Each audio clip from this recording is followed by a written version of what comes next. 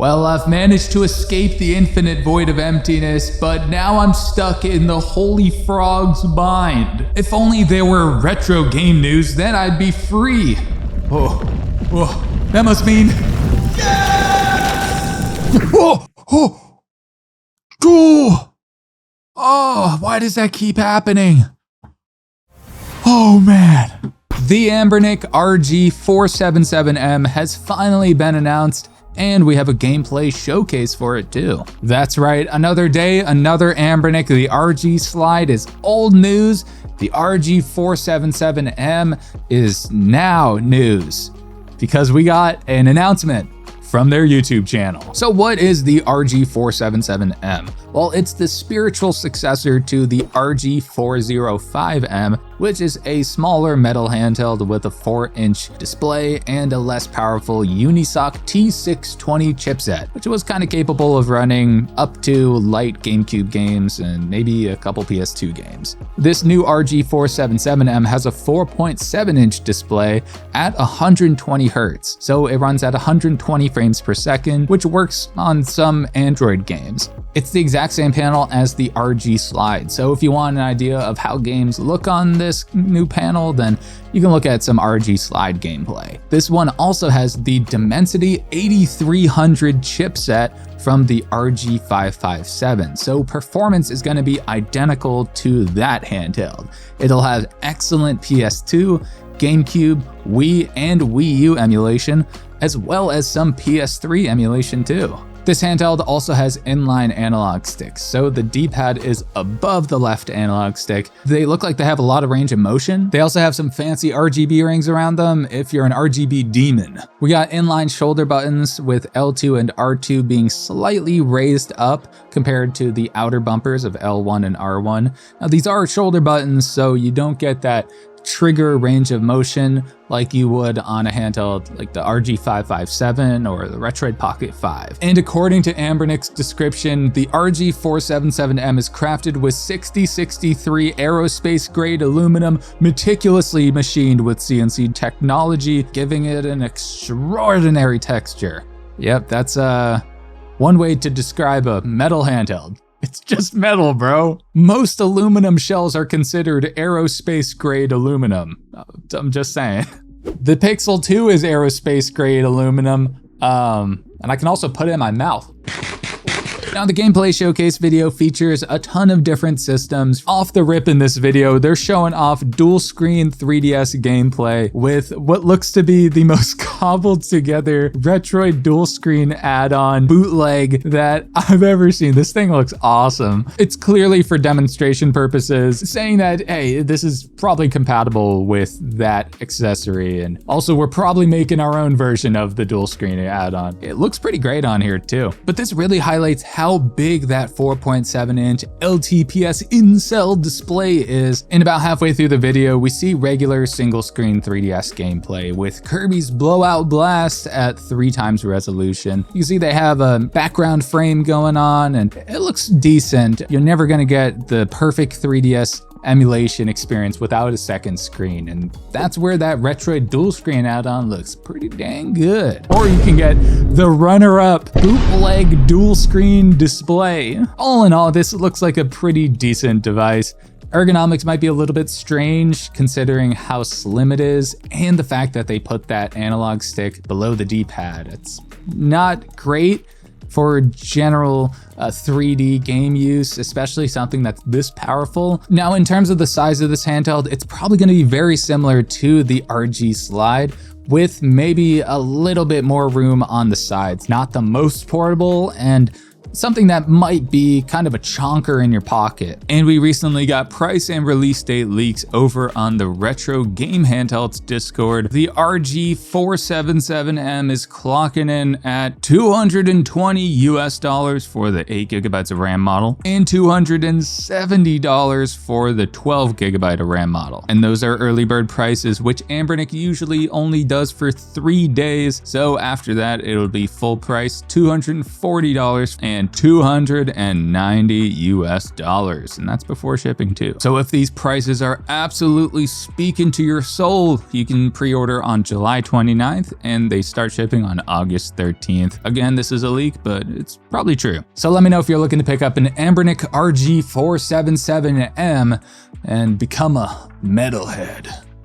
The fabled ONEXSUGAR price has been revealed, and it's clocking in at $599 for the early bird price and $669, nice, for the full price. The ONEXSUGAR Sugar One is one of the most interesting handhelds we've seen this year. It kind of has a transforming mechanism where controls can either fold up or down, and there's two screens that fold either to the backs of each other or fold up like a 3DS. Now under the hood, the Sugar One has a Snapdragon G3 Gen 3 chipset with 16 gigs of RAM and 512 gigs of storage. Another device that has the exact same internals as the iNeo Pocket S2. The ONEXSUGAR is something that we've never seen before. It's something so complex mechanically, just so many weird features. And in breaking news, the Indiegogo for the ONEXSUGAR is now live, and the Indiegogo is taking off like a fucking rocket ship. It's already at $171,000 backed, and there's still 30 days left, so people are pretty hyped for the ONEXSUGAR. It comes in two colors, white and black. It also includes pre-applied screen protectors, a matching color case, two joystick caps, one D-pad magnetic cover, and an exclusive sticker pack. And this first batch of Indiegogo orders seems to be capped at 800 total, with 500 units for the black model and 300 for the white. Now in classic Russ fashion, he made a 36-minute banger review covering everything you need to know about the ONEXSUGAR, and it seems like his feelings on the device are pretty mixed overall, with it being a very cool piece of hardware with a lot of functionality, but it's not the most comfortable to use, just feels like a first generation product. There's also no headphone jack on it, which is a big L for me personally, and I recently just got a bunch of USB-C headphones because I naively assumed that the iNeo Pocket Micro would have audio through the USB-C port, but it doesn't. Anyways, honestly, I was a little bit surprised at how many different use cases you can do with this device. You can play original DS games, 3DS games, watch a video on top while you play a Game Boy Color game. You could have a guide up while you're using the other screen, or you could just flip it upside down, and you can use it in any orientation. It's just a very versatile device, but I think all of this is at the cost of not exactly excelling in any of those, especially when it comes to general ergonomics. And with all the folding and transforming that this handheld does, each one of those parts is a potential point of failure. So you're kind of rolling the dice a little bit, especially this being a Gen 1 product, not having been stress tested by the general public. We're gonna see what happens. So just be a little bit cautious and maybe check out those reviews before you push that order button on Indiegogo. Speaking of sugar, there's a sweet deal on the Retroid Pocket Classic, now starting at $99.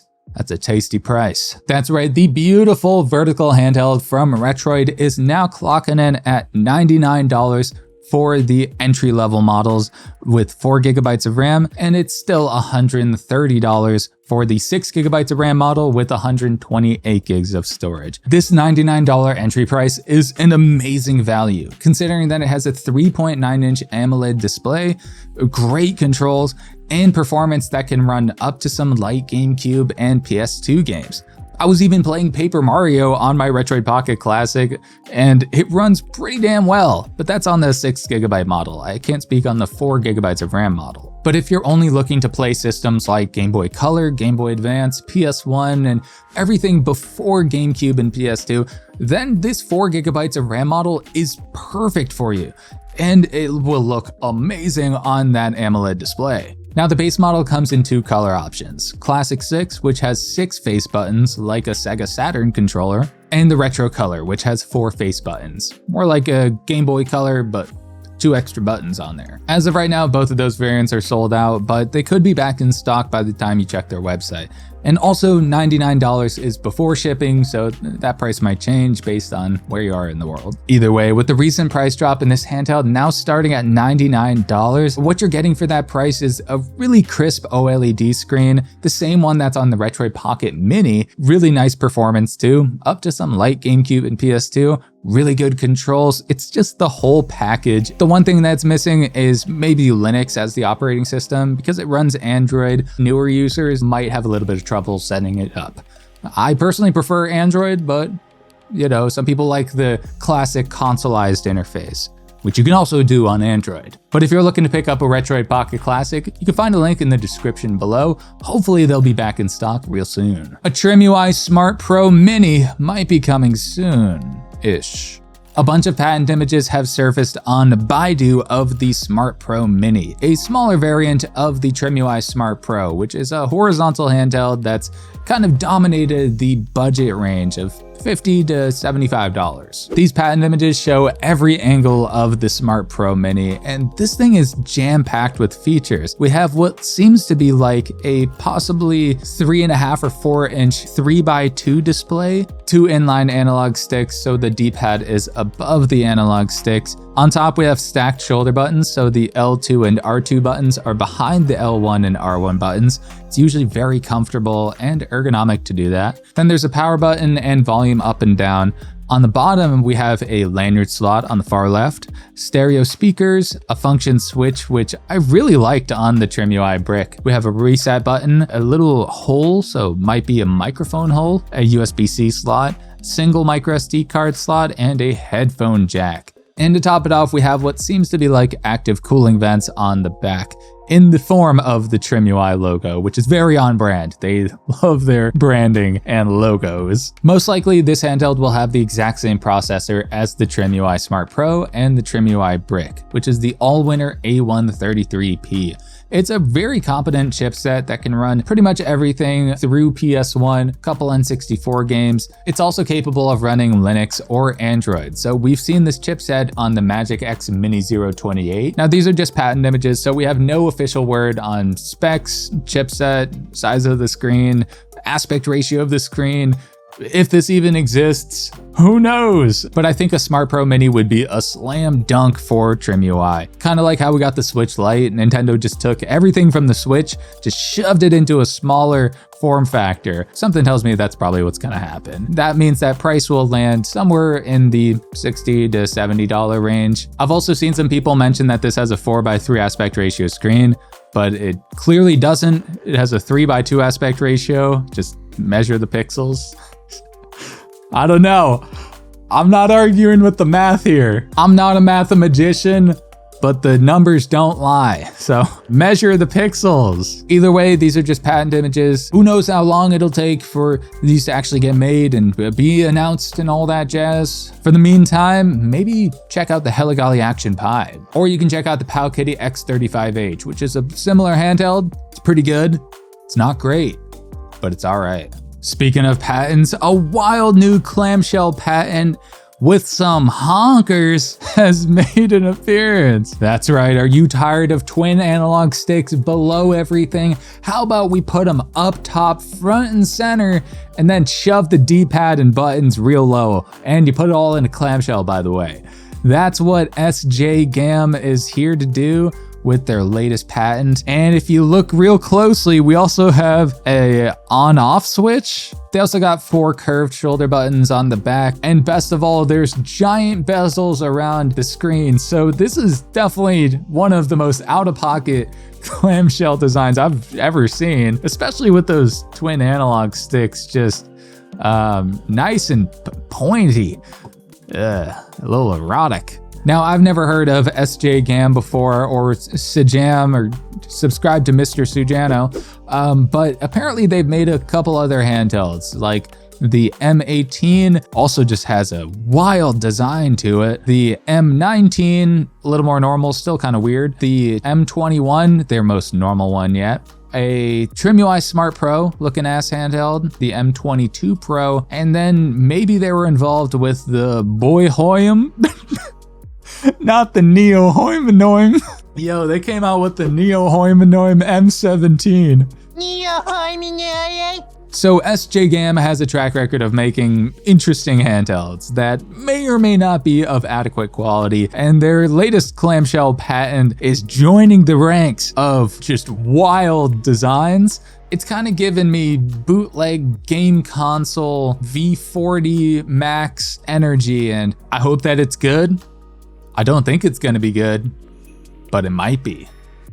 And that's about all I can say about the SJGAM Clamajam. But in non-clamshell news, Mangmi has launched a Discord channel for their upcoming Mangmi Air X. That's the $69 handheld that we talked about 2 episodes ago. That really seems like it's gonna shake up the whole handheld emulation scene. It looks like it has really solid emulation performance, good quality, and a very good price. However, we don't know the global price just yet. It seems like they're teeing up for that global release. But in breaking news, I just checked the Mangmi Discord, and it seems like somebody managed to get a screenshot of the website showing a second handheld listing that hasn't been announced. This one's called the Pocket Max. Now, we don't know anything about this handheld yet. We don't even know if it's real. I just checked Mangmi's website, and they seem to have possibly removed it if it was up. So what I think happened is the website designer who's starting to build out these product pages might have accidentally made a new page and then titled it the name of the product, but forgot to private it, and then they caught it quickly before they could build out the web page. So I'm suspecting that this is an upcoming product and not a doctored screenshot, but I mean, who knows? There's not a whole lot to go off of, but if this is a product that Mangmi is making, Pocket Max implies that maybe it's a smaller handheld that has good performance, a mid-range kind of $150 handheld that's in the 4 to 5 inch range. I don't know. It's all speculation based on the name. Just a small seed to keep an eye out for. And in more breaking news, a review of the Mangmi Air X has recently appeared on NITTRX's YouTube channel. The first section of the video covers upscaled PSP emulation, and it seems like we can expect anywhere between 2 to 4 times resolution, 2 times resolution with God of War, but lightweight games like Ben 10 can run at 4 times resolution very consistently. Then we get a look at some PC game streaming, and it seems like the decode latency is only 11 milliseconds, which is very, very good, especially for a budget handheld like this. Then, as you'd probably expect, Switch emulation just isn't happening on this handheld. This is a budget device between $70 to $100. At that price, you're not really going to be getting any Switch emulation. However, 3DS emulation seems to run pretty decent at 1 times resolution. Might be a little fuzzy, but it's playable. PS2 emulation seems to be a mixed bag, which is a little disappointing because we were kind of hoping for somewhat decent PS2 emulation, and it seems okay, but it's obviously going to be kind of hit miss, even running games at 1 times resolution. GameCube is usually a little bit easier to run, so you might have better luck playing the GameCube versions of those games. And finally, 2D Android games seem to run very well, which is pretty exciting to know that at least we have Android ports that might run pretty dang well on this Snapdragon chipset. Overall, I think this is very exciting to see all these different games and systems being showcased on the Mangmi Air X. Unfortunately, we still can't order this worldwide as of the time of recording this video.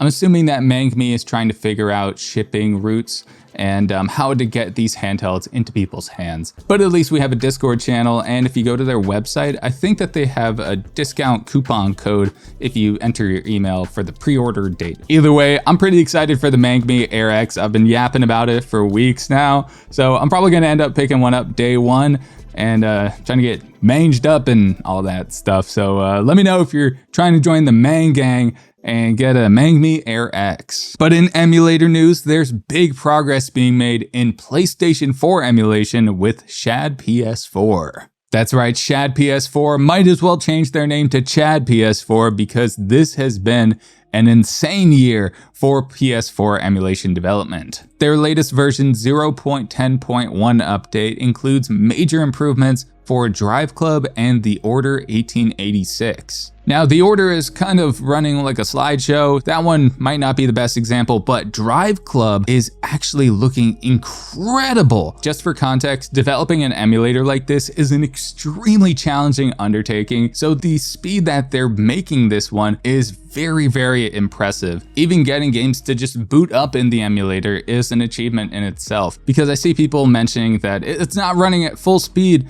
Well, no shit, it's emulation. Keep in mind that this is also a work in progress emulator that's in the very early stages. We're not even at the 1.0 launch yet. We're at 0.10.1. But regardless of all of that, Chad PS4 is steadily just doing the impossible here, especially after they were to get Bloodborne to not only be playable, but completable. The full game, you can just beat it in Chad PS4. But go check out their GitHub page and keep an eye out for the version 0.10.1 update. And a huge new ESDE front-end update has been released. ESDE stands for Emulation Station Desktop Edition, and it essentially just consoleizes your handhelds and PCs. The version 3.3.0 update includes a handful of new features. Most importantly, it adds a native Android game and app importer for adding your Android apps and games to the ESDE front end. Before this, you'd have to use a second app to add your Android games and apps. Now you can do it all within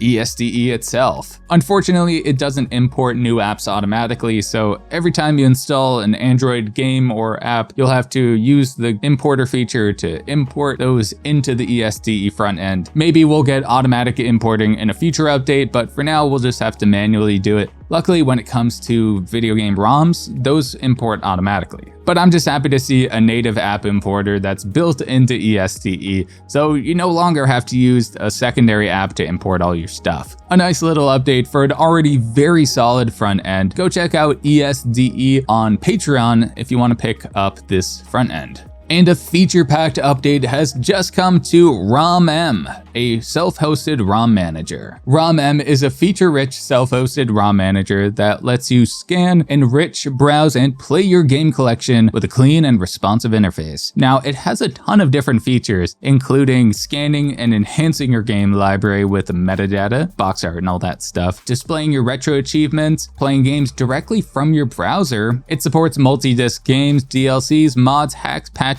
and manuals. It also has official apps for Playknight and MagicX. That's actually how I first saw it.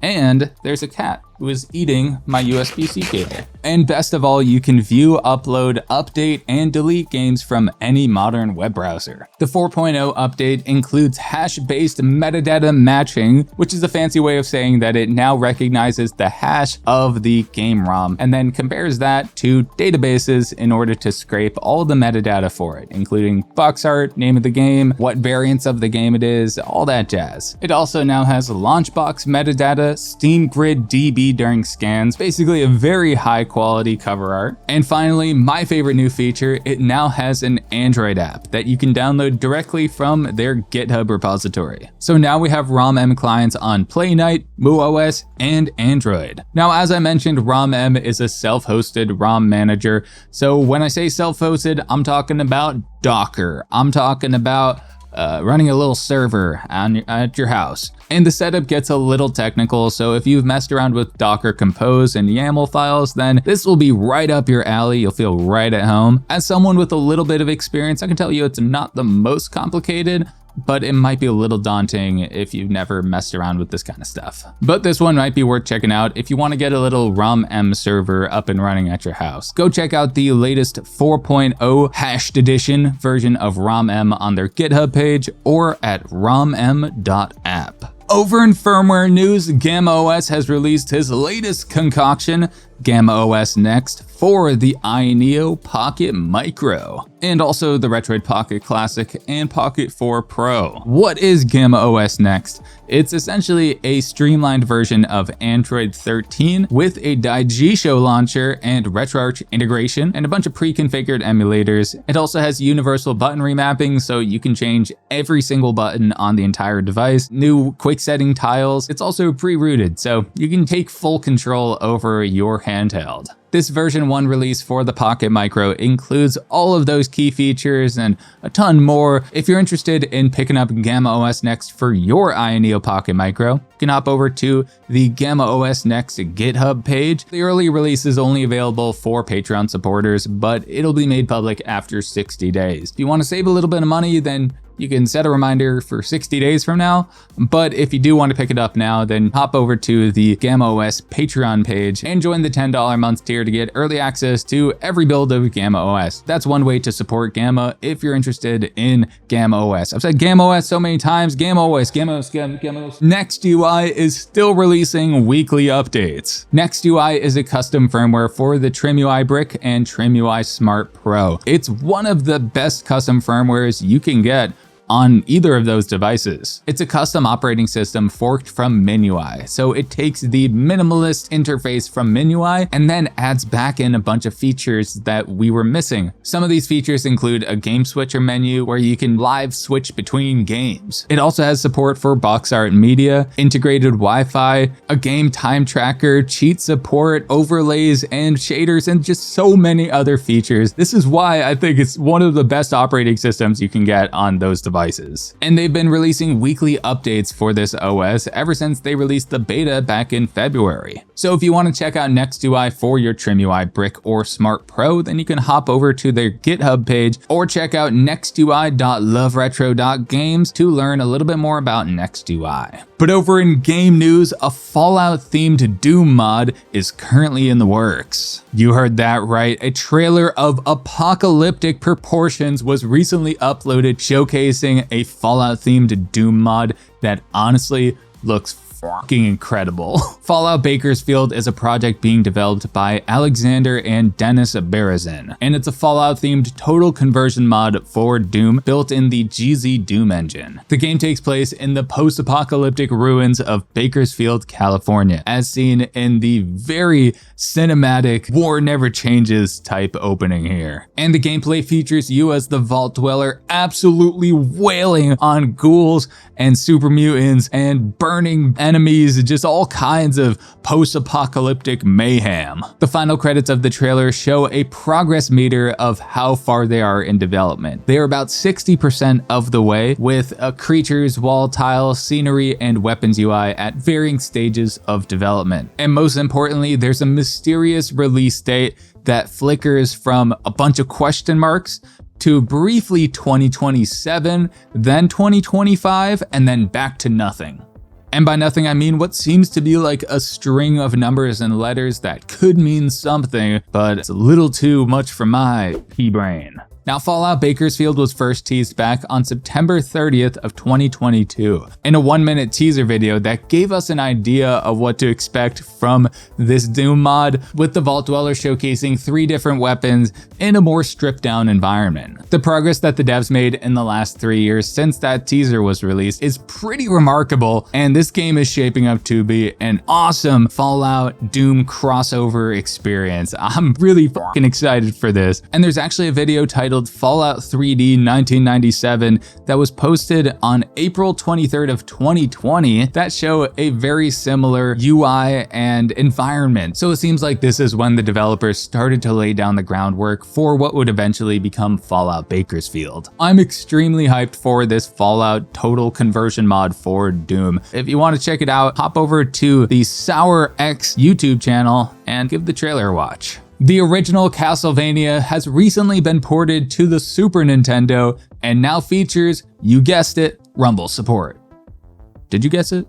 That's right, the original Dracula-slaying platformer has now been ported to the Super Nintendo and features a couple pretty big updates, including 3 difficulty levels, 14 palette options, 6 MSU1 soundtrack options, which is great if you're a audio enthusiast. Use A or X to throw sub-weapons, swap between 2 sub-weapons, and of course, Rumble support. So if you're a fan of the original NES Castlevania or brutally hard platforming games, then definitely go check out the SNES port of Castlevania over on the RomM Blue Sky page. And in other port news, OutRun has been recently ported to the Commodore Amiga. You heard that right, an optimized port of Sega's 1986 arcade game OutRun can now run natively on mid-spec Commodore Amiga computers, specifically the 030 and above. The developer mentions that small compromises were made to accommodate the differences between arcade hardware and the Amiga, but it looks and plays almost identical to the original. I think we can all attest to that.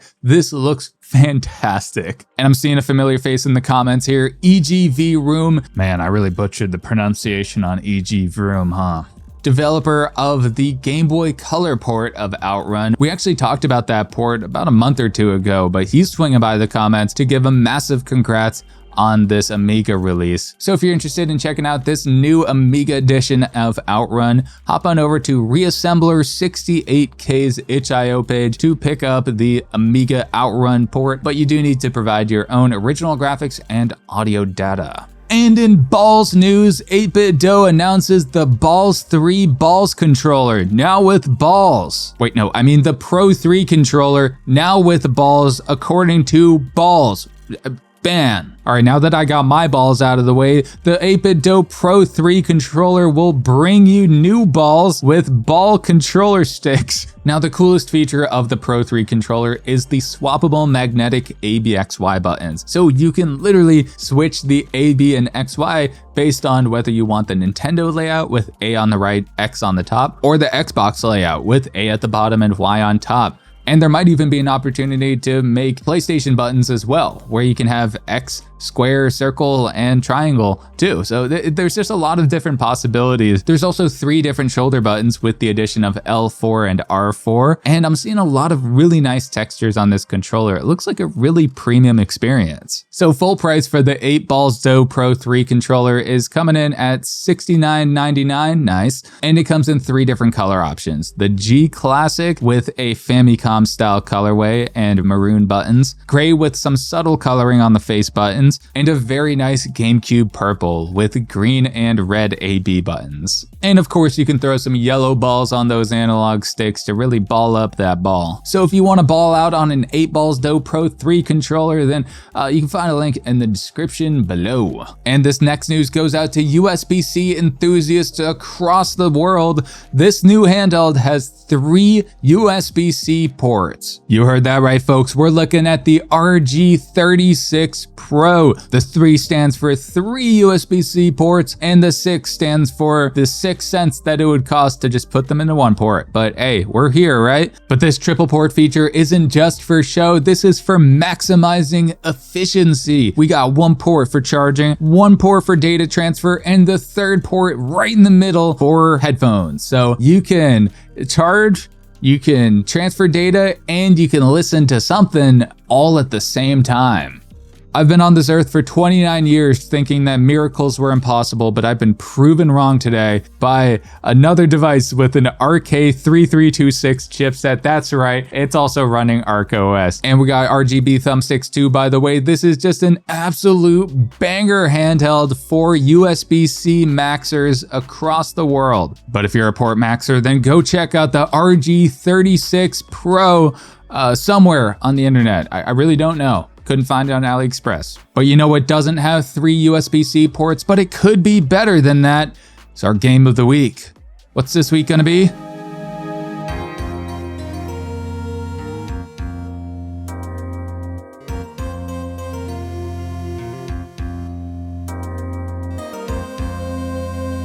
Objection! Phoenix Wright for the Game Boy Advance. That's right, Phoenix Wright Ace Attorney Trials and Tribulations for the Game Boy Advance has a full English patch available, so you can play it on any Game Boy Advance emulator or even Game Boy Advance hardware. Phoenix Wright is a visual novel series that gained a lot of popularity from its Nintendo DS releases, but it actually started as a Japan-only series on the Game Boy Advance. So those games never got translated officially, instead got ported to the Nintendo DS and then released in English versions there. That is until now, where there's a full English translation for Trials and Tribulations, which is the third game in the series. The first two have unfinished translations, so you can't play through their entirety in English just yet. You'll have to play the DS entries to get the English experience for those. Honestly, you don't necessarily need to play these games in order. These are standalone games that are just so much fun and very entertaining. Even if you're not a fan of visual novels, you might enjoy Phoenix Wright. There's an investigation side of the gameplay where you search for clues and evidence that you can later bring into the court gameplay. And if you've played Phoenix Wright, then you know there's nothing more satisfying than firing off an objection or laying down a piece of evidence that contradicts the opponent's statement. Overall, it's a very chill and fun game that kind of makes you feel like you're playing the character in that game. So I'd highly recommend checking out Phoenix Wright Trials and Tribulations on the Game Boy Advance for our Game of the Week. Or you can go check out any other Phoenix Wright game. They're all really great. But that's it for this episode of the Retro Game News. If you liked the video, go ahead and like the video and let me know what you thought of any of the handhelds that we talked about in this video. We talked about the ONEXSUGAR, the Mangmi Air X, the RG477M, and most importantly of all, the monumental RG36 Pro with the triple USB-Cs. But don't forget to absolutely whale on that subscribe button for more weekly retro game news, reviews, and tutorials too. I'm Montotech, thank you for watching, and I'll see you in the next one. Later!